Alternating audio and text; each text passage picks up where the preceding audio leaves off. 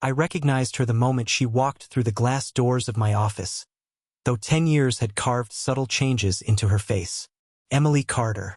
My Emily. Except she hadn't been mine for a decade. Not since the day she chose ambition over us, her career over our marriage, her dreams over the life we'd started building together in our small apartment in Portland. She didn't recognize me immediately. Why would she? The nervous 28-year-old junior architect she'd left behind had transformed into someone else entirely. I'd grown into my frame, traded my cheap glasses for contacts, learned how to carry myself with the confidence that comes from building something real. My firm, Mitchell & Associates, well, just Mitchell now since I was the only associate who mattered, had become one of Seattle's most respected boutique architecture firms. 15 employees, projects in 3 states, and a reputation for innovative sustainable design that had earned me a feature in Architectural Digest last spring. "Mr. Mitchell will see you now," my assistant Sophie said, and I watched through my office's glass wall as Emily's face shifted from professional composure to something harder to read. Recognition, surprise, maybe fear. She walked into my office like she was stepping onto a stage, her posture perfect, her navy suit expensive but not ostentatious. Her hair was shorter now, styled in a sleek bob that probably cost more than our old monthly rent. She'd achieved everything she'd set out to achieve. I could see it in the way she held herself. But there was something else there too. Something in the tightness around her eyes that the expensive haircut couldn't hide.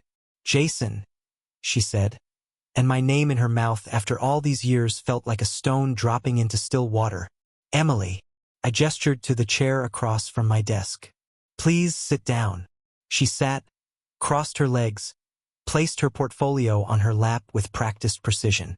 I could see her trying to recalibrate, adjusting her approach on the fly. She'd come here expecting to interview with some faceless hiring manager, not with her ex-husband. "I didn't know you owned this firm," she said. "I mean, I saw the name, but Mitchell is common enough. I didn't think that the guy who used to trace building designs on napkins at IHOP would end up here." I smiled, keeping my voice light. "Yeah, life's funny that way." A flush crept up her neck. "That's not what I meant, isn't it?" I leaned back in my chair, studying her. "Your resume is impressive. Cornell for your master's, 5 years at Gensler in New York, 3 years at SOM in Chicago. You've worked on some significant projects." "Thank you." She straightened, slipping into professional mode like pulling on armor. "The Hudson Yards residential tower, the Chicago Riverwalk expansion, the—" "Why Seattle?" I interrupted. "Why now? You've built your career in major markets. We're good here, but we're not New York or Chicago. Why come back to the Northwest?" The question hung in the air between us. She looked down at her portfolio, and for just a moment, I saw something crack in her facade. "I need a change," she said finally. "The big firms, the corporate culture, it's not what I thought it would be. I want to work on projects that matter, that connect with communities. Your firm's reputation for sustainable, community-focused design is exactly what I'm looking for." It was a good answer, probably even partially true. But I'd spent 10 years learning to read between the lines, to see the structural weaknesses in any design, including the stories people told about themselves. "The last time we talked," I said, keeping my tone neutral, "you told me you needed to focus on your career, that our marriage was holding you back." "That I was holding you back." Emily's jaw tightened. "Jason, that was 10 years ago. We were different people. I was different. Were you wrong?" The question seemed to surprise her. "What? Were you wrong? About needing to focus on your career? About me holding you back?"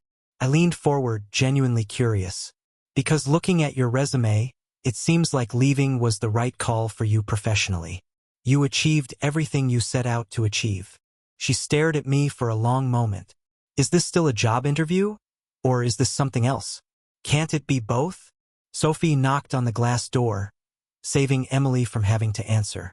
"Mr. Mitchell, you have the Riverside Commons meeting in 20 minutes. "Thanks, Sophie. Could you push it back 30? And bring us some coffee?" After Sophie left, I pulled out Emily's portfolio, flipping through her designs. They were technically brilliant, Exactly what you'd expect from someone trained at Cornell and refined in Manhattan's pressure cooker firms. But there was something missing, a coldness to them, like beautiful machines designed without considering the humans who would inhabit them. "These are excellent," I said, which was true. "But they're not you." "Excuse me? I remember the designs you used to sketch. Remember that community center you designed for your thesis at Portland State? The one with the rooftop gardens and the way you integrated the children's library with the senior center so the generations would interact naturally? That had soul. These," I tapped her portfolio, "these are masterpieces of technical execution, but they don't have that spark you used to have." Emily's hands clenched in her lap. "You don't know what it takes to survive in those firms. Your idealistic designs don't make it past the client meetings. You learn to give them what they want, what sells, what makes money. Or you find a way to make what matters profitable." I closed her portfolio. "Which is what we do here. So you're not going to hire me because my work isn't soulful enough?" There was an edge to her voice now, frustration breaking through the professional veneer. "I didn't say that." I stood up, walking to the window that overlooked Elliott Bay. The late afternoon sun turned the water gold. "I'm going to hire you, Emily. The question is why you really came back here." The silence stretched out long enough that I turned around. Emily was staring at her hands, and when she looked up, her eyes were bright with unshed tears. "My mother has pancreatic cancer," she said quietly. "Stage 4. The doctors give her maybe 6 months. She lives in Tacoma. I needed to be close to her, and New York firms don't exactly offer remote work options for senior designers." The words hit me like a physical blow. Claire Carter, who'd treated me like a son during our brief marriage, who'd taught me how to make her signature blackberry pie, who'd cried at our wedding and hugged me tight when Emily left, telling me that her daughter was making a mistake. "Jesus, Emily. I'm so sorry. I didn't know." "How would you?" She wiped at her eyes impatiently. "It's not like we've kept in touch." Sophie brought in the coffee, and we both took a moment to compose ourselves. When she left, I returned to my desk, but I didn't sit down. "I need to tell you something," I said, "before you decide if you really want this job." Emily looked up at me warily. "Okay." "I married again. 4 years after you left. Her name was Rachel. We had 3 good years together. She died 2 years ago. Brain aneurysm. She was 32. We were planning our first real vacation, 2 weeks in Italy. She collapsed in our kitchen while making breakfast. I watched the color drain from Emily's face. "Jason, I don't know what to say." "There's nothing to say. I'm not telling you this to make you feel bad or to play some kind of pain Olympics. I'm telling you because if you're going to work here, you need to understand something. This firm exists because of Rachel. She pushed me to take the leap, to stop working for other people's visions and start building my own. Every sustainable feature, every community integration, every design choice that prioritizes people over profit, that's her legacy. I'm not going to compromise that, not for anyone, not even for you." Emily stood up, and for a moment I thought she was going to walk out. Instead, she walked to the window, standing beside me, both of us looking out at the water. "I loved you," she said quietly. "I know you probably don't believe that anymore, but I did. I was just too ambitious, too scared, too stupid to understand what I was giving up. I know you loved me." The words came easier than I expected. "But you were right to leave. I wasn't ready then to build something that mattered. I was playing at architecture, dreaming small. You leaving forced me to grow up, to figure out what I really wanted. If you'd stayed, I'd probably be a mid-level designer at some firm, comfortable and mediocre. Rachel saw something in me you couldn't see yet, maybe because I hadn't become that person yet." "Did you love her?" Emily asked. "More than you loved me?" It was an unfair question, but also an honest one. "I loved her differently. What we had was built on mutual respect, on both of us knowing what we wanted from life. What you and I had was intense and passionate and probably doomed from the start because we were both still figuring out who we were. And now," she turned to look at me, "who are you now, Jason Mitchell?" I smiled. "Someone who built something real. Someone who knows what he wants. And someone who's offering you a job, senior designer, full benefits, competitive salary, and flexible hours so you can be with your mother. But I need to know you're ready to do work that matters, even when it's harder than churning out another glass tower." Emily laughed, a short, sharp sound that might have been relief or might have been despair. "When do I start?" "Monday." I extended my hand. "Welcome to Mitchell and Associates, Emily." She took my hand, and the touch sent an unexpected jolt through me. Not nostalgia, not longing, but recognition of shared history, of two people who'd once meant everything to each other and who now existed in some undefined space between strangers and intimates. Over the next 6 weeks, Emily became indispensable to the firm. She threw herself into every project with the fierce dedication I remembered from our marriage, but tempered now with the experience and technical mastery she'd gained in the big firms. The cold precision I'd noticed in her portfolio work melted away as she rediscovered the idealistic designer she'd once been. Or maybe she was becoming someone new, synthesizing her past and her hard-won expertise into something better than either. She worked on the Riverside Commons project, transforming my initial concept for affordable housing into something extraordinary. Units that felt spacious despite their modest footprints, communal spaces that encouraged interaction without forcing it, and sustainable features that would actually save residents money rather than just earning lead points. The client loved it. My team loved it. I loved it, though I tried not to think too much about why seeing Emily's distinctive design approach reemerge felt so personally satisfying. We fell into an easy rhythm, professional but warm. We didn't talk about the past. There didn't seem to be much point. She occasionally mentioned her mother, and I could see the strain it caused. The way she'd come in some mornings with dark circles under her eyes, exhausted from hospital visits. I adjusted her schedule without asking, made sure she never had to choose between work and Claire. It was the least I could do. Then Marcus showed up. He arrived on a Tuesday morning, walking into the office like he owned the place. Tall, impeccably dressed in a suit that probably cost more than most people's monthly salary, with the kind of effortless confidence that came from never having been told no. He asked for Emily, and when Sophie buzzed her, I saw through my office window as Emily's face went through a complicated series of expressions. Surprise, irritation, and something that might have been fear. I found an excuse to walk past the conference room where they were talking. Their voices were low but intense, and I caught fragments. "Can't just show up here," Emily was saying. "Been 3 months." Marcus's voice, smooth and assured. "Need to talk about this. Told you it was over." Emily firmer now. I kept walking, but something about the interaction bothered me. It wasn't jealousy, or at least I told myself it wasn't. It was the way Emily had looked. Not like someone dealing with an ex-boyfriend, but like someone confronting a problem she'd thought she'd left behind. Marcus left after 20 minutes, and Emily came to my office an hour later. "I'm sorry about that," she said, standing in my doorway. "He shouldn't have come here. Old friend." Something like that. She hesitated. "He's someone I knew in New York. We were engaged briefly about a year ago. It didn't work out." "Engaged?" I tried to keep my voice neutral. "You didn't mention that in your interview." She smiled wryly. "Didn't seem relevant to my qualifications as an architect." "Fair enough. Is he going to be a problem?" "No."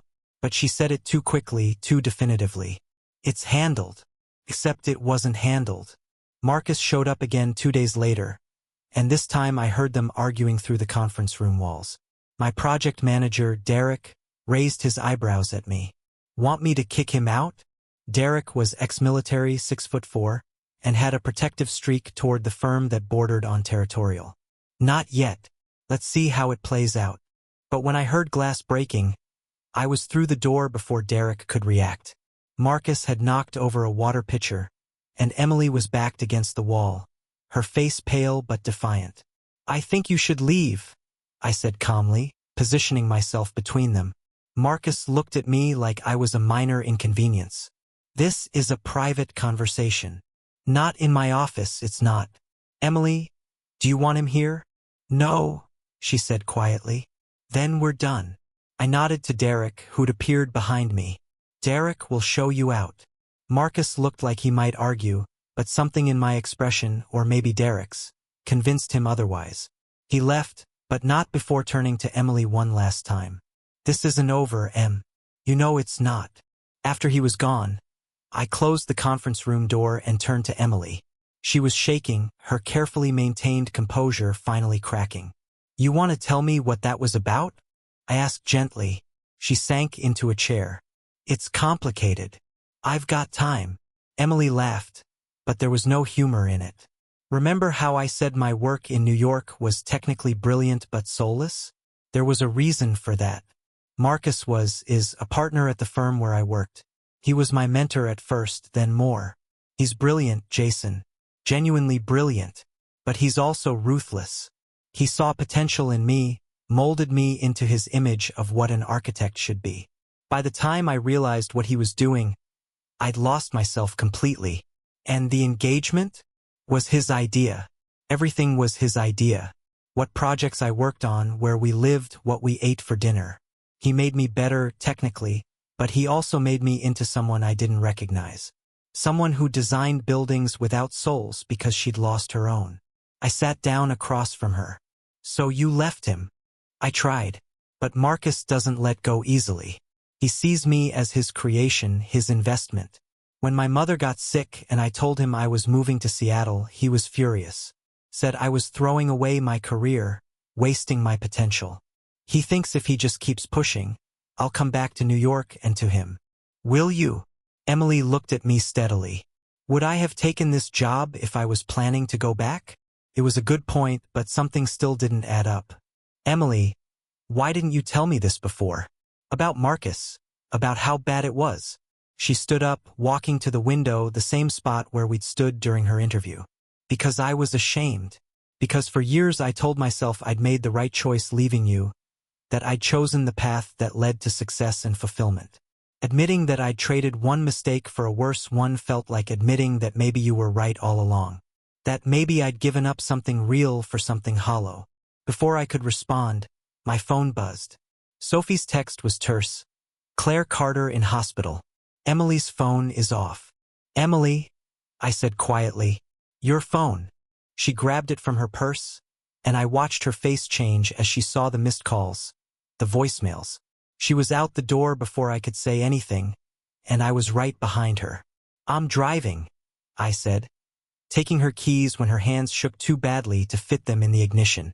We made it to the hospital in Tacoma in 30 minutes. A drive that should have taken 45. Emily was out of the car before I'd fully stopped, running through the emergency entrance. I parked and followed at a more measured pace, unsure if I should even be there but unable to leave. I found Emily in a waiting room, slumped in a plastic chair, her face in her hands. I sat down beside her, not touching, just present.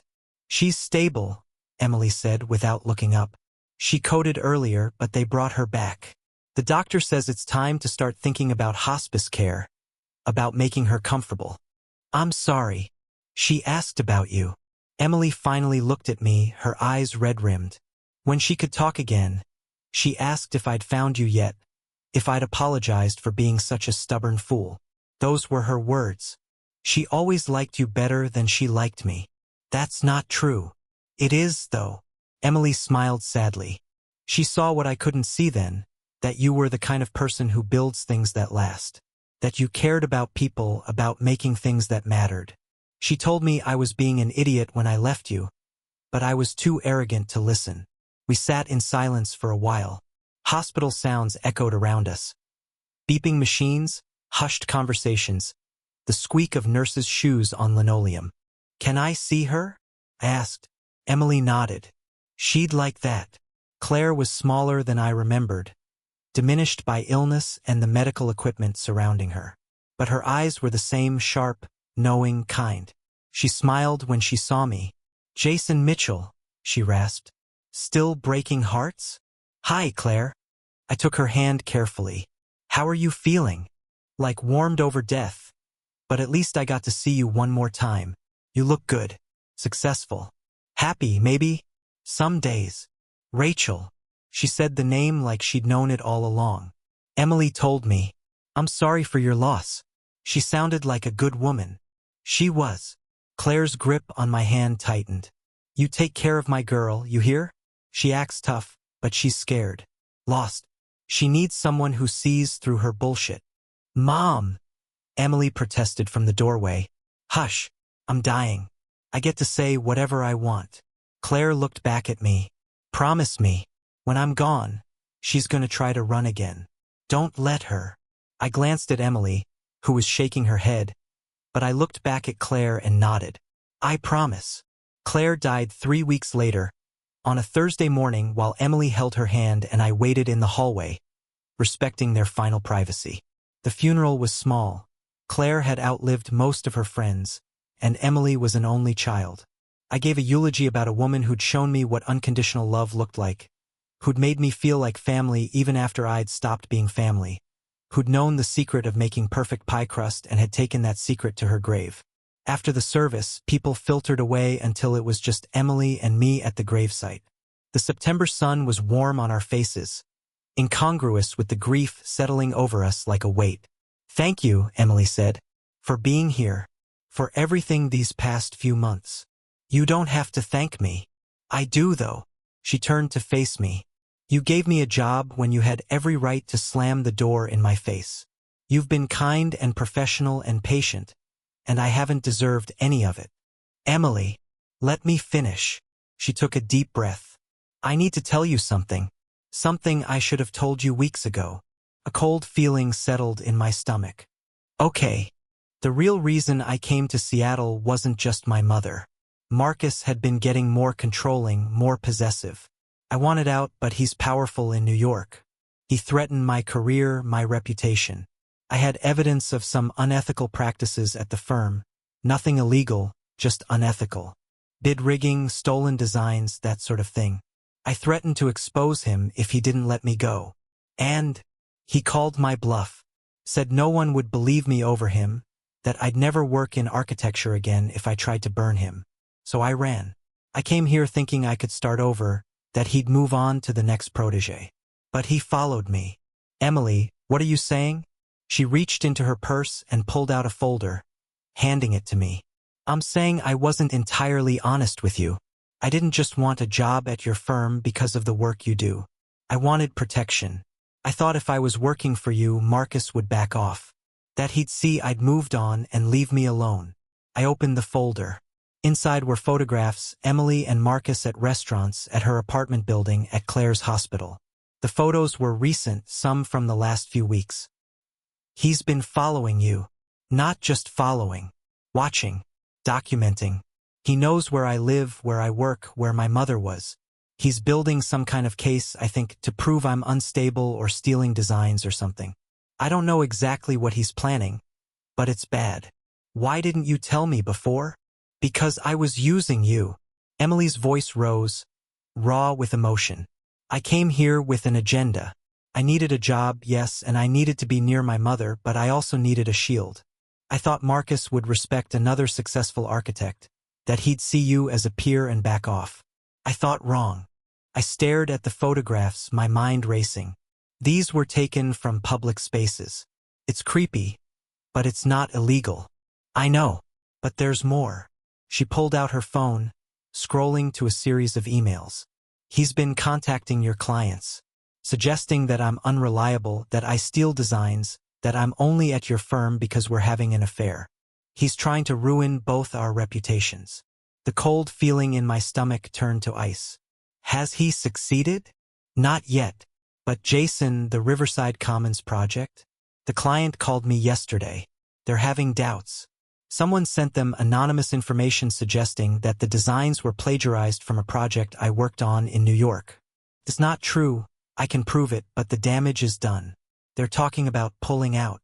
Riverside Commons was my biggest project, a $15 million development that would anchor my firm's reputation and financial stability for years.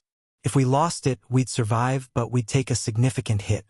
Show me everything, I said. We went back to my car, and Emily pulled out her laptop. For the next hour, she showed me emails, documents, sketches. Marcus had been methodical, building a case that Emily was a thief and I was a fool. He'd contacted 3 of my other clients with similar insinuations. Most had ignored him, but seeds of doubt had been planted. Why didn't he just file a lawsuit? I asked. If he really thought you stole designs? Because he doesn't want me punished. He wants me back. This is all pressure, all manipulation to make my life so difficult here that I give up and return to New York. To him. I leaned back in the driver's seat, thinking, we need to call a lawyer. I already did. There's nothing criminal here. It's all carefully calibrated to be just short of actionable. The emails are vague enough to claim they're just industry concerns. The photos are from public spaces. Even the suggestions to clients are framed as professional worries, not defamation. So he's smart. I told you he was brilliant. Brilliantly ruthless. I started the car. Okay, then we outthink him. Jason, I understand if you want me to resign. I brought this to your door. I put your firm at risk. It's not fair to you or your employees. I looked at her, really looked at her, and saw something I'd missed during our marriage. Saw her clearly, not through the lens of romance or hurt or nostalgia, but as she actually was. Flawed, yes. She'd made mistakes, used me, put my business at risk. But she'd also come back when it counted, had rediscovered her integrity, was facing consequences for choices she regretted. You're not resigning, I said. We're going to fix this together. But first, you need to tell me everything. No more secrets, no more using each other. If we're going to do this, we do it as partners. Emily nodded, tears streaming down her face. Partners. Over the next month, we built our counter-strategy. We documented Emily's creative process for every project, showing the clear evolution from initial concept to final design. Proof that nothing was stolen. We reached out proactively to all my clients, explaining the situation honestly and providing evidence of Marcus's campaign. Most appreciated the transparency. The Riverside Commons client stayed with us after we offered to have an independent firm review the designs. We filed a restraining order against Marcus, though we knew it was mostly symbolic. He was in New York, and unless he showed up in Seattle again, the order was just paper. But we also did something else. Emily reached out to other designers who'd worked under Marcus over the years. She found a pattern: 3 other women who'd been mentored, controlled, and discarded by him. Together, they compiled enough evidence of workplace harassment and professional sabotage to file a formal complaint with the American Institute of Architects. It wouldn't destroy Marcus, he was too well connected for that. But it would damage his reputation, make him more cautious, and give his future victims documentation to point to. Through all of this, Emily and I worked side by side, often late into the night. We talked about everything: our failed marriage, her years in New York, Rachel's death, Marcus's manipulation. We excavated our shared past not to resurrect it but to understand it, to learn from it. I envied you, Emily told me one night as we reviewed client contracts in my office. When I was in New York, achieving everything I thought I wanted, I'd see your firm's projects featured in magazines, read about your sustainable design awards, and I'd feel this hollow ache. You'd found a way to have both success and meaning. I'd sacrificed meaning for success and found out they weren't actually opposites. I envied you too, I admitted. Even knowing what Marcus was doing to you, part of me saw your career and thought, she was right to leave. Look what she achieved. It took Rachel dying to teach me that achievement without someone to share it with is just expensive loneliness. Do you still miss her? Every day. But it's different now. Less sharp. More like a permanent ache I've learned to carry. Emily was quiet for a moment. Can I ask you something? When you gave me this job, when you helped me with my mother, when you stood by me through all this Marcus stuff, was any of it because you still have feelings for me? Or was it just you being a good person? I considered the question carefully. Honestly, I don't know. Maybe both. Maybe neither. I think I helped you because it was the right thing to do, and because somewhere in there, I wanted to prove to myself that I'd grown past the bitterness and hurt. But I'd be lying if I said working with you hasn't made me feel things I thought I'd buried. What kind of things? I met her eyes. Complicated things. Unresolved things. Things that probably shouldn't be explored while you're grieving your mother, and I'm still figuring out how to be okay on my own. She smiled sadly. So we table them? We table them. But tabling feelings and ignoring them are different things. And as the weeks turned into months, I found myself noticing things about Emily I'd forgotten or maybe never known. The way she twisted her hair when she was thinking through a design problem. Her habit of humming old jazz standards when she thought no one was listening. How she'd transformed the office culture, making it simultaneously more professional and more human. Setting boundaries while also organizing team lunches and remembering everyone's birthdays. The holidays approached, and the firm threw its annual party. Emily came in a green dress that made her eyes look like sea glass, and I made the mistake of telling her so. She blushed, actually blushed, and I remembered why I'd fallen for her in the first place. Not because she was beautiful, though she was, but because she had this way of being completely present when you talked to her. Like you were the only person in the world who mattered. Derek cornered me by the bar, handing me a beer. You know you're in trouble, right? What are you talking about? You've been staring at her all night like she's the only person here. I have not. You absolutely have. And she's been doing the same thing when you're not looking. I took a long drink of beer. It's complicated, Derek. It always is. But from where I'm standing, you two have been dancing around each other for months. Your wife died, boss. It's okay to be happy again. Rachel's only been gone 2 years. Rachel would want you to be happy. You know she would. He was right, of course. Rachel had been fundamentally opposed to unnecessary suffering. She'd made me promise, in those last coherent moments before the aneurysm took her ability to speak, that I wouldn't waste my life mourning her. Find someone, she'd whispered. Find someone and build beautiful things together. Promise me.